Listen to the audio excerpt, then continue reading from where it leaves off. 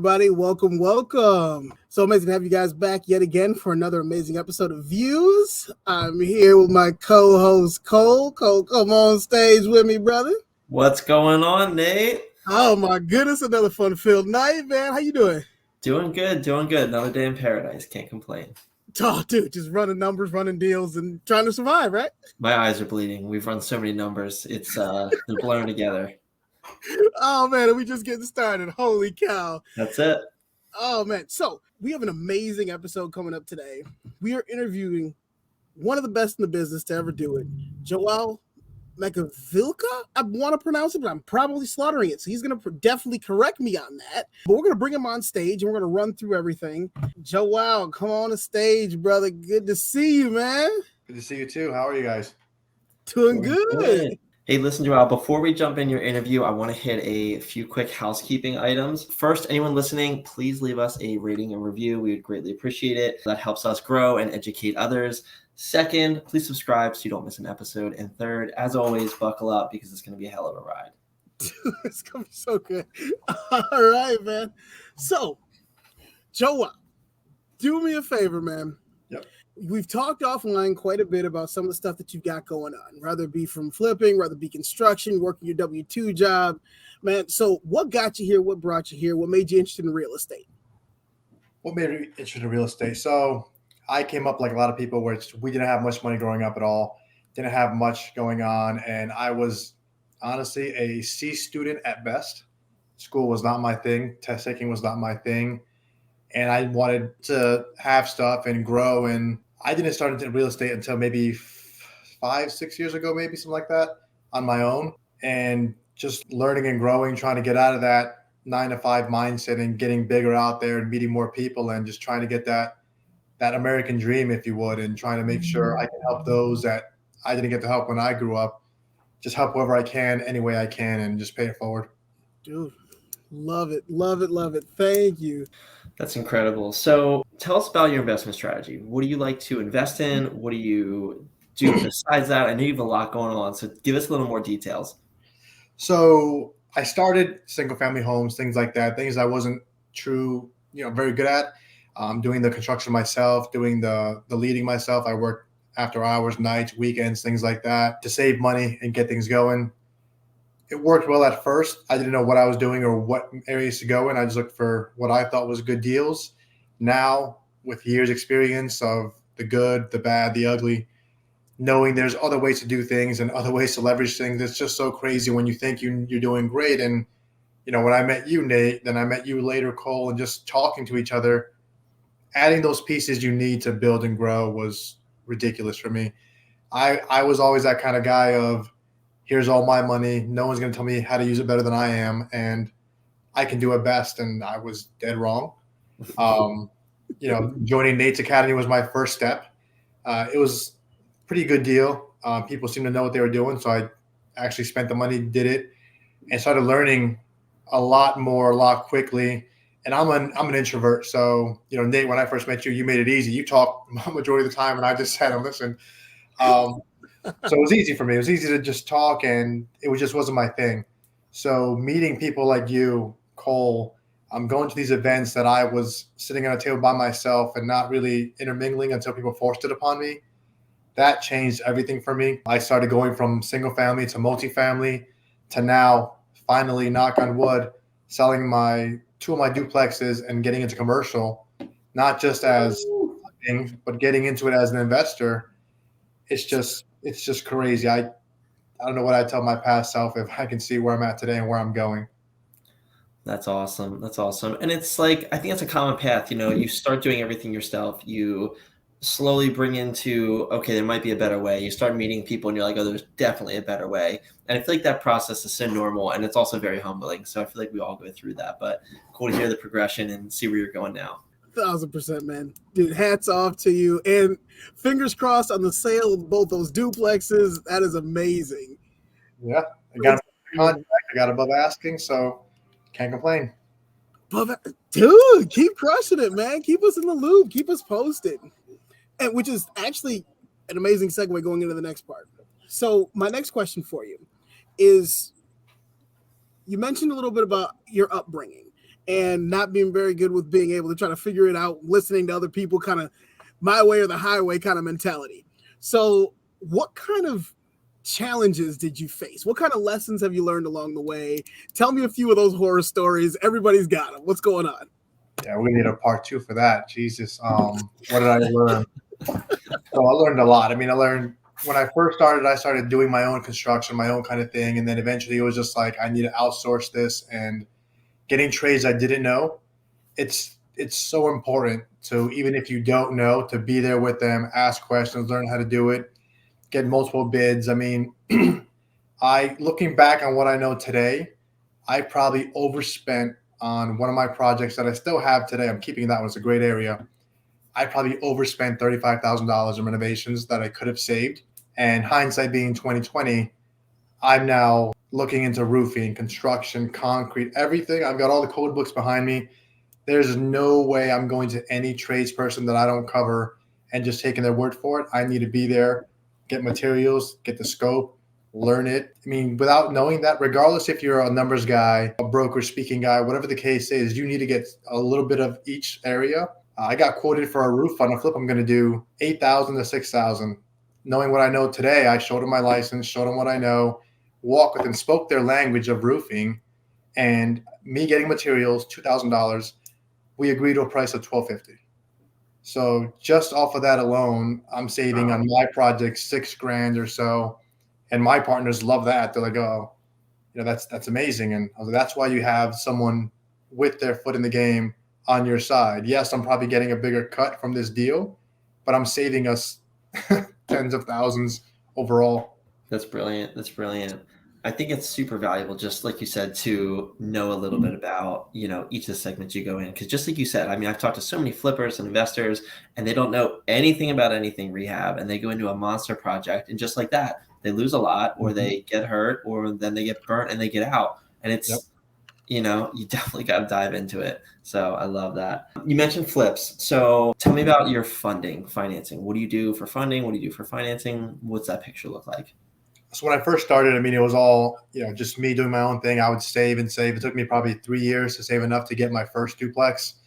I didn't know the BRRRR strategy, so I waited a little bit, saved more money, got my second duplex, and it was just a really slow game. After meeting Nate Barger and joining his group and learning the whole BRRRR process, I took not much, like $10,000 to fix them both up, increase the value immediately, refinanced it, raised the rents, and refinanced it, took that cash. I was able to buy 2 more immediately and do it again and again over and over, just so much faster, so much quicker. And it's just crazy going to these events, meeting people, talking to them. I mean, they're probably the humblest people I've met so far, and has changed my mindset and my outlook of talking to others and growing with them and being part of a team. Awesome. I love that. So I got to ask, before I dive into my next question, how was it and how is it now utilizing, rather it be, I don't know if it's a combination of like OPM, standing for other people's money, hard money, and how do you come about that to be able to fund those that way? So OPM, that's a great one. I mean, again, being an introvert and not speaking out there to so many people, and not, as you can probably see, I have little to no social media presence. That was something I never thought I could do, capital raising at all. And I didn't until Nate, you and I started talking maybe a month ago. Those that know me are in my circle or in my group of friends. When they hear about what I'm doing, yeah, they're all for it. But until they find out I'm willing to go in JV with somebody, I think we've accumulated over $200,000 in less than 3 weeks of people wanting to be in the deal because they've seen what can happen, what can be done. And that's before any social media. So now I've hired a social media manager, and they looked at my photos and my albums. They're like, listen, you have everything you need here for the next few years. You need a post. I'm like, yeah, but I'm not going to be. We're going to post 5 times a day for the next 5 years, and we still have extra content. Right. It's just something I never did. So I was never a capital raiser in my eyes. Like Keisha Kennedy is an amazing capital raiser.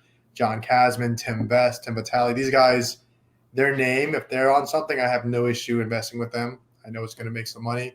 I know they vetted everything. I just never had that confidence level to be able to say, I have no issue losing my money, but I don't want to lose someone else's. But as I'm growing and learning and teaming up with guys like you that know what they're doing, I mean, I feel more confident in it. And if I'm in something, I had two guys or two buddies tell me, Joao, if you're in the deal, I'm in the deal. Simple as that. They know I'm not going to lose it. It's going to treat it like my own, and I'm going to go the extra mile to make sure we're all profitable. So powerful. So many good pieces there. Those tons of nuggets. I'm just like, holy cow. Okay, so let's transition a little bit.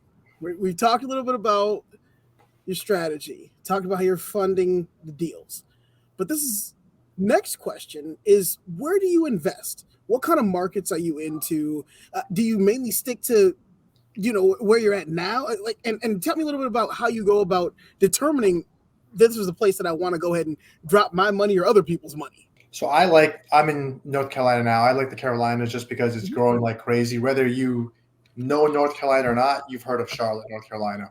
Whether you know Georgia or not, you've heard of Atlanta. These are things that everyone knows regardless. Greenville, some people know, some don't, but it's growing tremendously. It's right in between both. They're actually building a 6-lane highway from Charlotte to Georgia, and Greenville's right in the middle. So go into those areas that are growing. There's people wanting to go. There's areas to visit.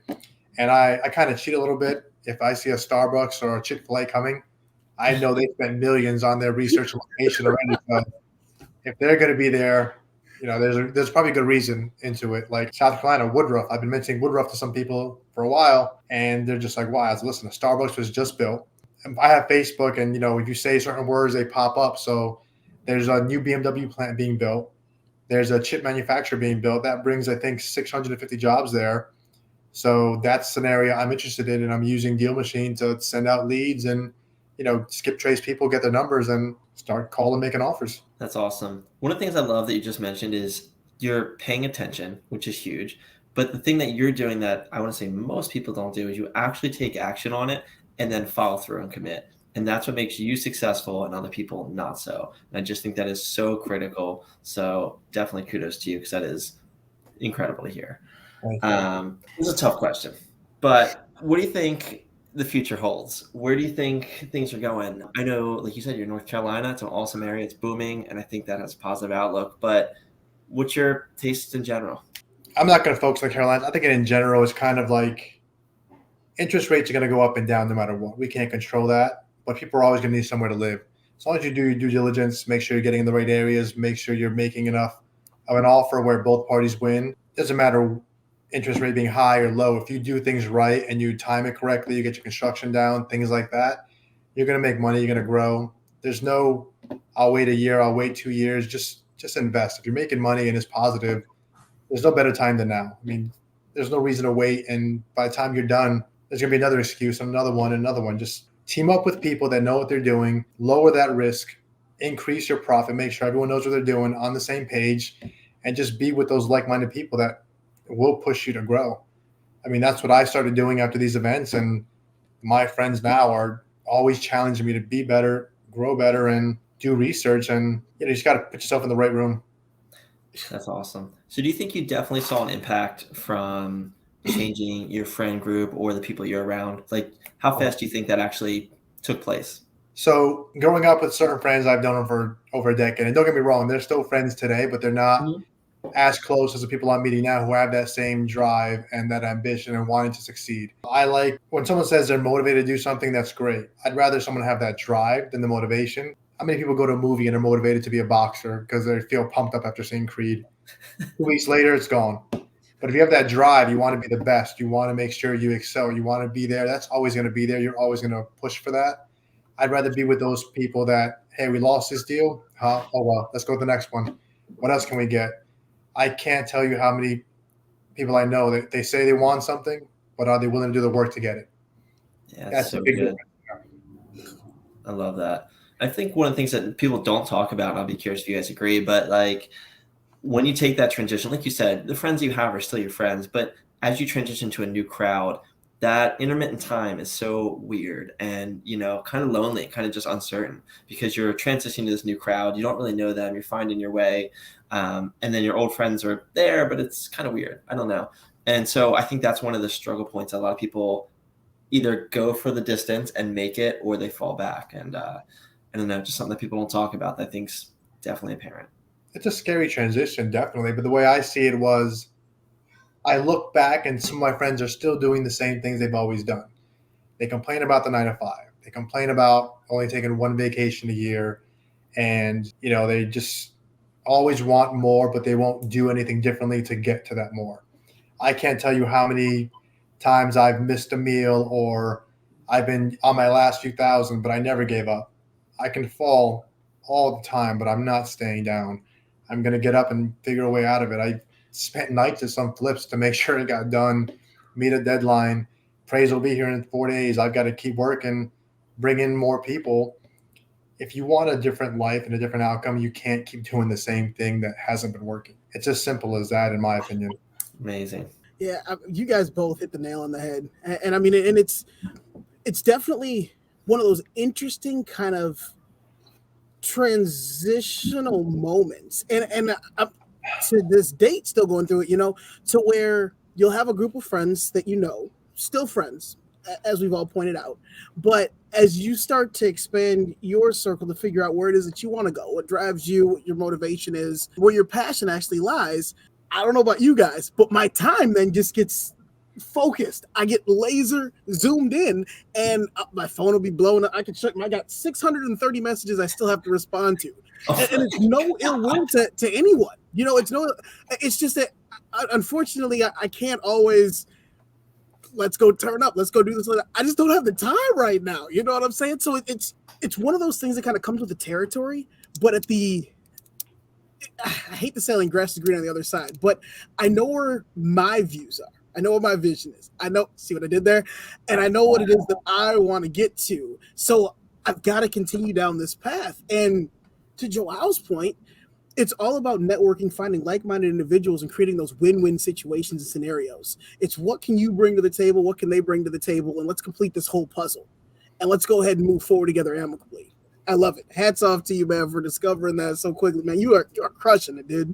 Right. When I go back home to visit and we all go to dinner, whatever the case is, talk about movies, video games, things like that. But when I go to these events, like the Bird 360, OPM, Multi-Finance Mastery Meetup, all these things, everyone in there has that goal of growing, scaling, buying commercial, buying hotels. Like these are like-minded individuals. So you just hit it off right away and they become your family, but also that motivation that hold you accountable to what you say you're going to do. It's just crazy. Yeah, absolutely. Absolutely. Nate, hold on. We got to talk about the 630 messages because I did see your phone recently and there was over 200 on there and I almost had a heart attack then, let alone at 600. Look here. Let's see. I don't know if you guys can see it. It greens out. So missed calls at 22, emails 102,000, text messages 684. It's fine. It's fine. There's not enough time. It's all good. Don't worry about it. We're good. We're going to get to it. But I got deals to analyze right now, right? We're hiring you an admin effective tomorrow. Oh, man. Why you circle back to me? This is not about me today, all right? Jeez. All right, listen. All right, we're going to transition to a fun segment here. We call it the point of view. We ask these to every guest. And so here we go. Cue the music, Nate. All right, here we go. All right, Joao. What separates? It's not our music. What separates top performing real estate investors from the rest of the crowd? Actually doing it. Actually pulling the trigger and doing what they say they're going to do. I mean, everyone says they want to be rich, they want money, they want wealth, they want to have something, but not many are actually going to pull the trigger and do something. Love it. So, next question. What's a daily habit that contributes to your success? I don't know if it contributes much, but I try to wake up every day at 6:30 a.m. 10 minutes to do my stretches and relaxing the mind, just to work out, and then after working out, shower and getting the day started. I stay in bed all day and don't do anything, and I'm probably going to be lazy the rest of the day. One thing John Kasman told me in one of our last events, which I loved, was if your phone is next to your bed and it goes off, you're going to just reach over and grab it.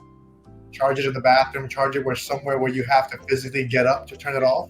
And then you're not going to want to get back in bed and start your day. So that was a good starting point to getting everything on the right path. Love that. Give me a piece of advice that you would give to yourself if you were starting again.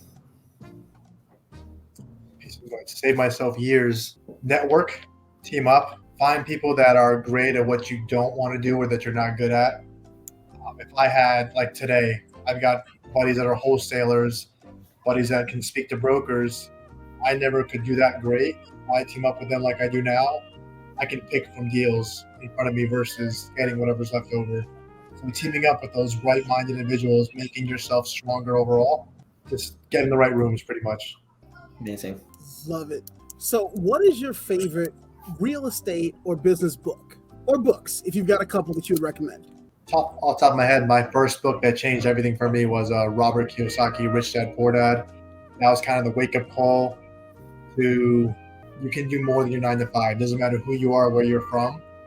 If you have that drive, anyone can do it. Here's how to start the roadmap. That's my favorite book. And then after that, Think and Grow Rich by Napoleon Hill. And then from there, just podcasts and like Bigger Pockets, things like that. And Nate has one as well, Nate Barger. There's so many different things, and just listening to other people's experiences and trying to get ahead. If I would have read all these books and listened to all these podcasts, I could have saved years of wasted time or experience that I could have gained right away versus going through it. Yeah, love that. And I feel like that kind of contributes back to the coaching point that you mentioned, and joining these networking groups or mastermind groups and whatever it may be, the podcast and just like that, and having these coaches saves so much time. So definitely agree. All right, last question. What is the biggest non-monetary benefit that you've gotten from investing?